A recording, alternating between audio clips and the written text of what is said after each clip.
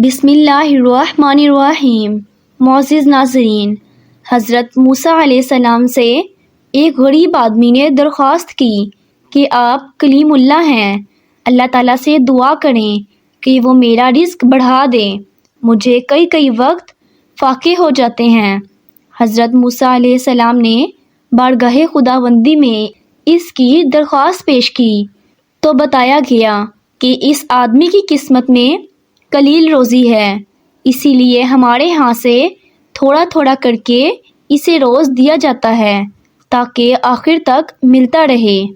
اس شخص کو جب یہ بات معلوم ہوئی تو اس نے درخواست کی کہ آپ اللہ تعالیٰ سے سفارش کریں کہ میری قسمت کا سارا رزق مجھے ایک ہی بار دلوا دیں۔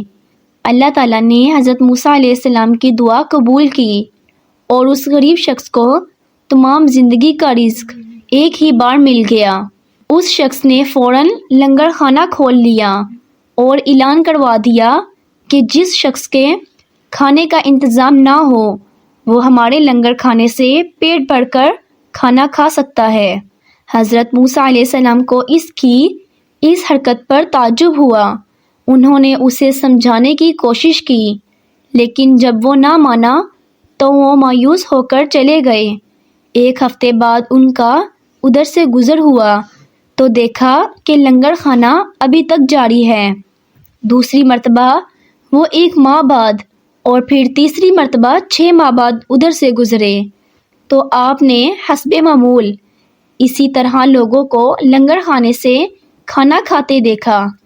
ان کا خیال تھا کہ اس غریب آدمی کی دریا دلی کی بدولت سارا رزق چند روز میں ختم ہو جائے گا، مگر لنگر خانہ ابھی تک مسلسل جاری تھا۔